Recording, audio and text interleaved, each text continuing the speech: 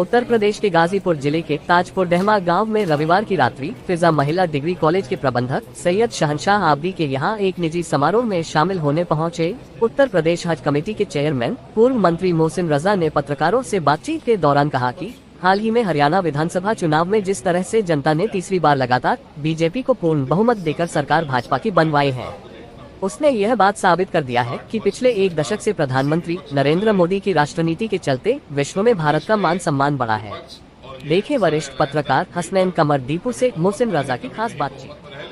सरकारें इन्होंने चलाई पिछले 10 वर्षों से उत्तर प्रदेश में आदरणीय योगी सरकार है और देश में 10 वर्षों से आदरणीय मोदी सरकार है। ये हमारा तीसरा टर्म है और उसी का परिणाम हरियाणा में भी तीसरा टर्म है।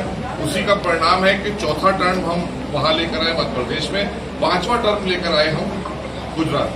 तो ये मानकर चलिए कि आज यही वही अवाम है ना। कितने दिन तक आप इनको धोखा देकर अपने साथ रख सकते थे? ये सारे लोग वही हैं, ऐसा नहीं कोई नए लोग आ गए इनमें। जिन्होंने देखा, जिन्होंने जाना आपको, उसके बाद अब आपका साथ छोड़ दिया। अभी आपने देखा होगा लोकसभा के चुनाव में उत्तर प्रदेश में विपक्ष के लोगों ने एकजुटता दिखाते हुए गुमराह करने का काम किया फिर से।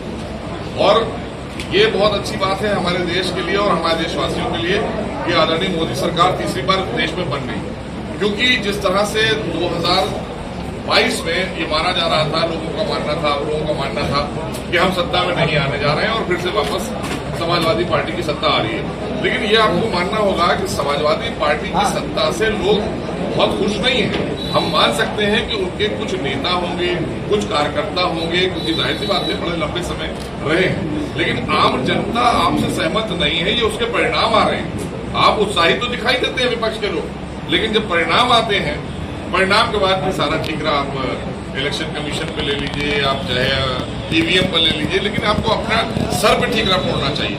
ये ठीकरा आपके सर पर इसलिए फूटना चाहिए क्योंकि आपने कुछ किया नहीं है। आपने अपने परिवारों को संपन्न किया, अपने लोगों को संपन्न किया और गरीब जनता को वैसे ही छोड़ के आप चले गए थे। आज गरीबों को लाखों की तादाद में गरीब आवास मकान मिला प्रधानमंत्री और मुख्यमंत्री योजना के तहत। लॉ एंड ऑर्डर की स्थिति आप बताइए, जिस जनपद में मैं बैठा हूँ, मैं ये नहीं कहता किसी को, लेकिन आप ये बताइए इस जनपद से ये पूर्वांचल का क्या हाल होता था 10 साल पहले की, अगर आप राजनीति की बात करें या 9 साल पहले की बात करें।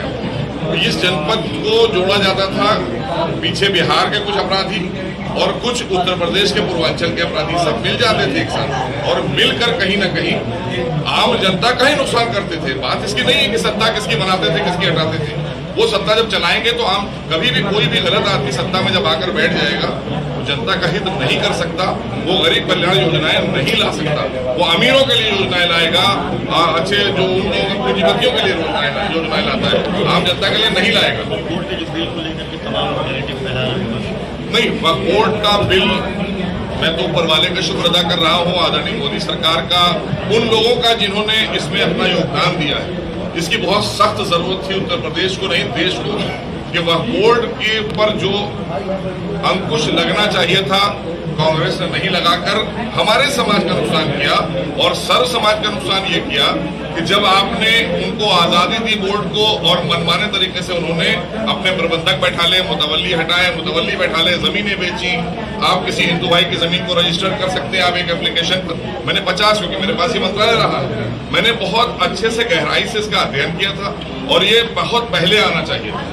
और मैं आपको बता रहा हूं ये आएगा, इससे आप देखिएगा दबे कुचले पिछड़े दबे मुसलमानों का वेलफेयर होगा, जिनका कल्याण होना चाहिए। वक्फ का मतलब क्या है?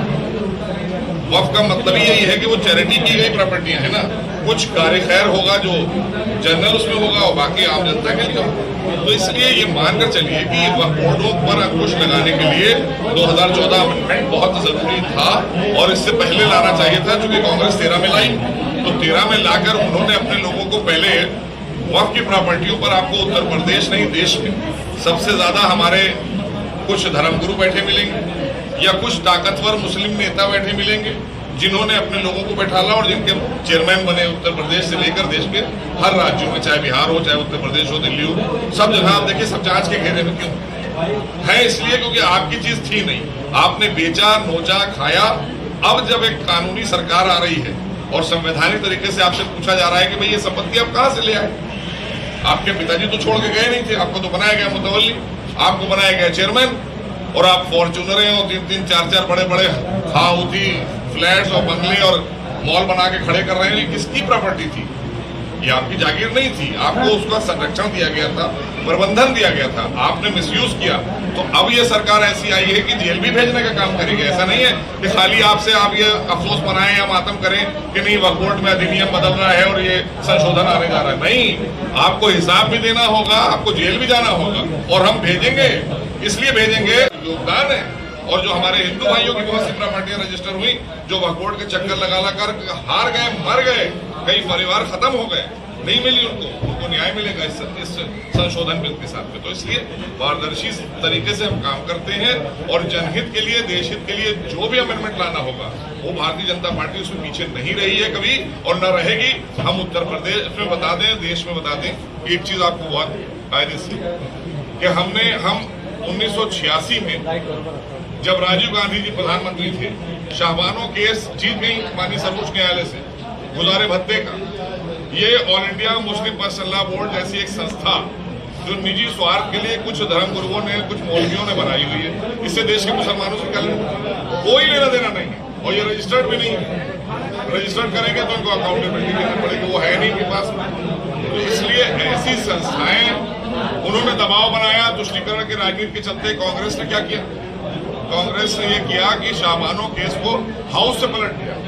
आप में दम हो तो संशोधन बिल पलटवा के दिखा दिए था हाउस से।